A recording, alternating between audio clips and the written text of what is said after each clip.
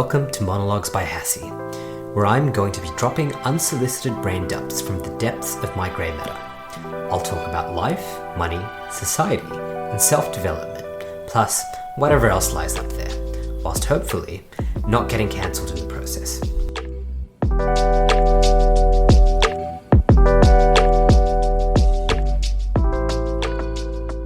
Over the course of the past year, it's become rather apparent to me the reason why business people go through rituals such as playing games of golf. And even though I heard a story about it many years ago when I was listening to an episode of Joe Rogan that stuck with me, it hasn't been until this year that it's really sunk in. And for a bit of context, here's the actual story from the Joe Rogan podcast, which I'm going to recount to you. So the story goes that Joe has this friend who is doing business with another man, and they both decide to go and play a game of golf, which is a very stereotypical thing that business people apparently do. And so during the game of golf, the man who's about to do business with this new partner brings along his wife, and they're going through and they're playing a few rounds of golf. And when they get to the end of their day, his wife says, whatever you do, do not do business with this man. Don't sign that contract. Because when you two were playing golf, I noticed that he moved his ball at one point. So he was cheating during the game. And this is a very important observation, which you can then extrapolate to how that business relationship would have gone. And it did turn out that man was a criminal. It just took a long time for it to come out. But the importance of playing a game is you are able to evaluate people and learn about them in a relatively risk-free setting. The other reason you play games is not only to tell whether other people cheat, but you want to know how they deal in a competitive environment. You can learn a lot about somebody when you take them out of a formal business setting. If you're about to do business with somebody, you don't always want to be in the boardroom talking about your contract, showing them a pitch deck, going through the presentation, and then jump immediately into either delivering your product or service or into receiving that product or service. It is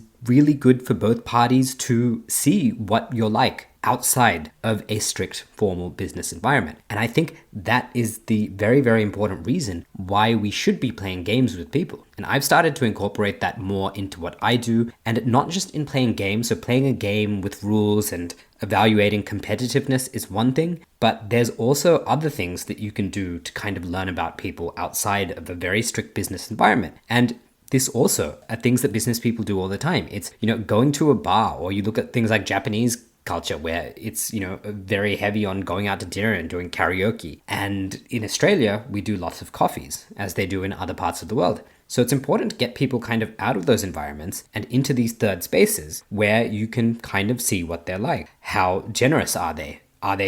Do they have high integrity? When you went out, did they throw some litter on the ground? You want to learn about how people might behave in a business environment by how they behave outside of the business environment. So just like that story about the two guys going golfing and the man's wife realizing that his golf partner is cheating and realizing that you should not go into this business contract, you can learn a lot about people outside of that. And for a lot of time, I didn't take that seriously. And I had a few conversations with people who said, well, hey, you should have realized this was going to happen because you did not go through the work of evaluating the qualities that people have and how that's going to manifest in a business environment. So it is very important. And I have a new rule now where, if possible, I try to take all my meetings. So this is just something as simple as a meeting as either a coffee, a walk, or preferably a run. So one of these three things. And it's something that seems a bit weird, but for me, it's a proof of work requirement that before you meet somebody, you can get to know somebody in an environment that is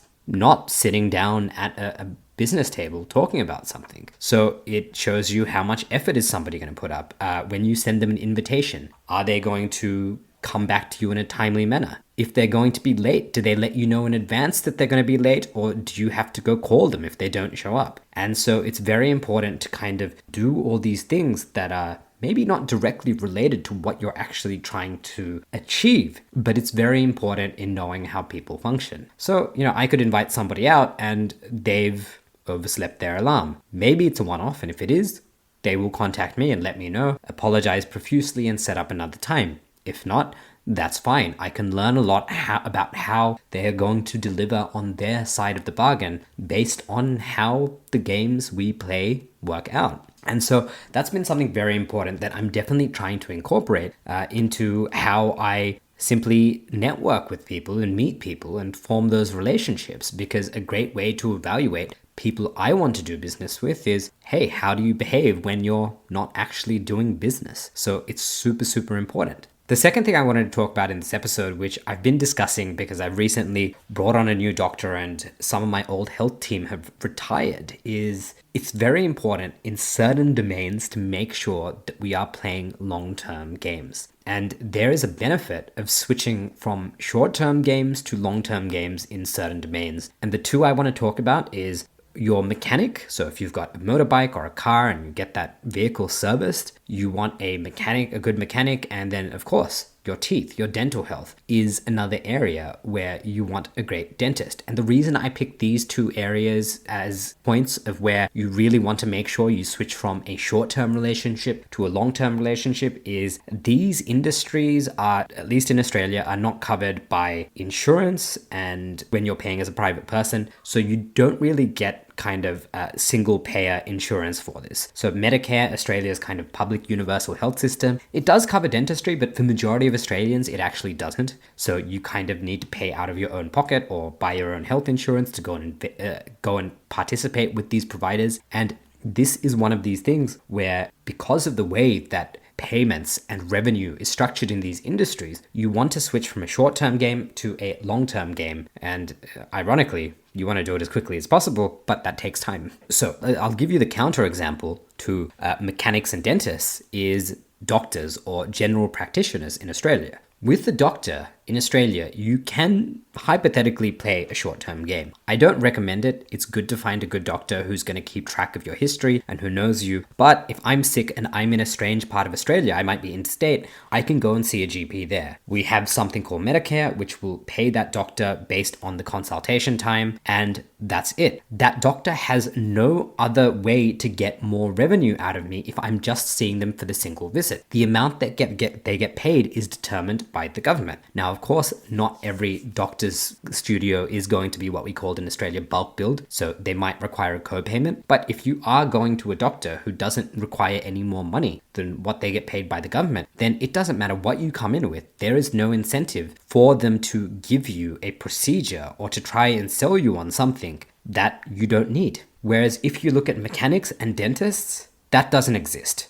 Because of the way the payment model is based, and because you're a private individual paying them directly, there can be a lot of incentive for them to recommend you either fixes for your car or treatments for your dental health that you don't actually need. And you always hear stories about somebody going into a new mechanic for the first time and it turns out they've got their left phalange broken and they need to get it replaced. But it doesn't. Now, you might actually have a problem with your left phalange and you might notice the Friends reference there, and you might actually have 8 cavities that you need to get filled. But the problem is, when you first visit either of these two professions, the mechanic or the dentist for the first time, this is when they have the highest incentive, if they believe you're not going to be a recurring customer, to give you an intervention which you might not need and might not actually be in the best interests of A, your vehicle, or B, with your teeth. That's super important because once you have your adult teeth, at least with our current understanding of medicine, this is the last set of teeth, your natural teeth that you're going to get. So it's very important that you do look after them. And what I've found is, even with my current dentist now, who I've had for many years, during the first appointment, I felt like that's where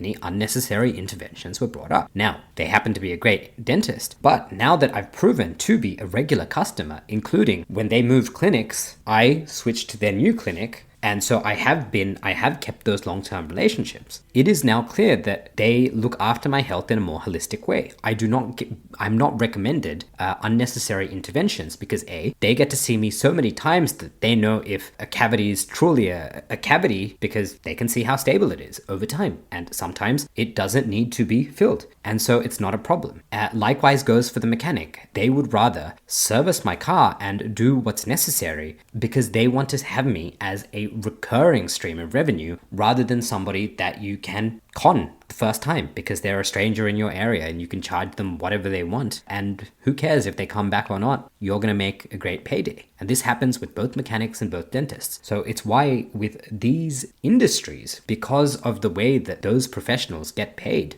it is better for you as the consumer to form a long-term relationship and go from the short-term games where, yes, something like cheating or taking advantage of you is going to be beneficial in the short term, to transitioning that to a long-term game. So they're no longer incentivized to try and cheat you or take advantage of you because you're now part of their recurring revenue. And my tips for this is, if you are engaging with a new professional, obviously get your reviews. If you are recommended by somebody, mention to that professional that, hey, I'm recommended by this long-term patient who's been coming to you. So you want to let them know that if they try to take advantage of you, they are now going to jeopardize that other relationship. So even though you don't have a long-term relationship with that professional yet, by making it very clear that you have been referred to them by somebody who does have a long-term relationship with, you are now letting them know that, hey, if you take advantage of me in this situation, you're not just jeopardizing me as a future revenue stream, you're also jeopardizing a long-term game you currently have in play. So you want to use these strategies to switch from these short-term games where cheating is more acceptable to letting them know that, hey, maybe you're actually going to be playing a long-term game with that professional. And so it's a very important thing that you need to do, and it's something that I always recommend with mechanics and dentists, especially based on the way that they earn their revenue. So to summarize this episode, number one is it's very important to play games with people, to identify how they are when you're in a competitive environment, and to determine whether they cheat. It's also important to take people in the context of doing business with them to situations where you're outside of the formal business context. You don't always want to be in the boardroom or the office. You want to be evaluating people in third spaces like coffee shops, going for a walk, or in my case, going for a run, because you want to see how people behave. You want to see how they speak to the waiter. Are they polite to the service staff? That's a very important thing you can pull up on, as well as so many other things. For example, if you notice somebody littering, well, yes, that doesn't affect you, but maybe that's going to affect how they're going to treat your customers if they're doing a contract for you. They'll be nice to you, but they'll cause a problem downstream. And so there's all these things that we want to pick up on, all these subtle cues and behaviors and values. And the way we do that is either by playing a game with somebody in a low stakes environment, such as playing something like golf, or you take them out to a third space and you see how they interact with the rest of the world and yourself. So that's very important. And the third thing is, when you are a consumer of services such as a mechanic or a dentist, where you are directly paying that person and there is no third party, such as a government, subsidizing that interaction, then you want to make sure that you switch from a short-term game to a long-term game where possible. And it's possible to accelerate that by using something as a reference or somebody who referred you to that service provider. So these are the kind of very three high-level things I wanted to talk about on this episode. And to those of you listening to this, I'm wishing you great success on all your endeavors.